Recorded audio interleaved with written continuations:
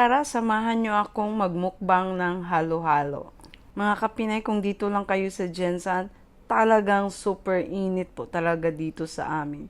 Kaya masarap maghalo-halo. Special order ko pala ito kasi hindi ko pinalagyan ng beans. Ayaw ko lang kasi yung texture ng beans sa halo-halo ko. Ikaw, paborito mo ba yung halo-halo na lahat na sangkap ay nandoon? Ako ayoko. Ayoko lang yung texture ng beans sa halo-halo. Alam niyo ba yung nasa US pa ako, bihira lang ako nakapaghalo-halo. Siguro sa almost 16 years ko nga napagtira doon is mga twice lang ako nakapaghalo-halo.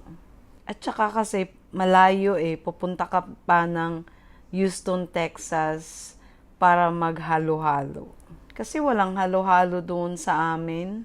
Pwede sanang gumawa, kaso masarap yung binili mo sa labas, di ba? Alam niyo bang ngayong araw na na kumakain ako ng halo-halo, is masama yung pakiramdam ko.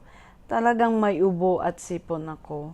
Kaya, bahala na at may ubo at sipon. So, careless na ako kung masama yung pakiramdam ko, kung may ubo at sipon. Basta nag-crave lang yung katawan ko ng halo-halo. Kaya, naghalo-halo kami ng anak ko.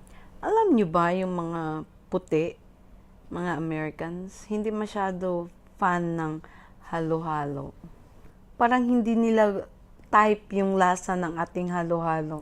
Sabi ng asawa ko kasi, hindi daw masyado matamis, hindi daw siya appetizing. Alam nyo ba sa US, yung dessert nila is talagang matamis. Sa atin dito, parang half lang yung tamis ng mga dessert nila doon. Di ba ang halo-halo is hindi masyado matamis? Kaya siguro hindi nila type yung lasa ng halo-halo. Alam nyo ba, pag mag-snow sa US, is pwede mong gawing halo-halo yung snow na pure white, yung malinis na ice snow. Masarap yun kasi libre ka na ng ice, di ba? Pero pag mag-snow sa US, parang ayaw ko talagang lumabas ng bahay. Dati nakapaglaro ako sa snow, together with my families.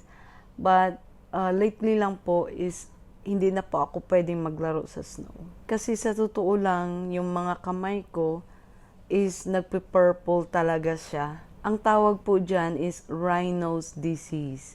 Pag ang kamay mo is nagpe-purple, sa malamig na lugar, yan po ang klaseng sakit, Raynaud's disease. Ang Raynaud's disease po, once yung katawan mo is na-expose sa malamig na lugar at yung katawan mo is bumababa yung body temperature mo.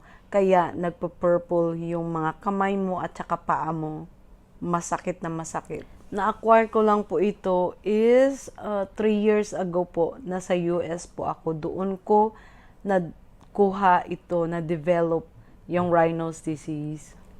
Pero since nandito kami sa Pilipinas at mainit ang panahon is hindi ko na yan na-feel daily. Thank you po for watching.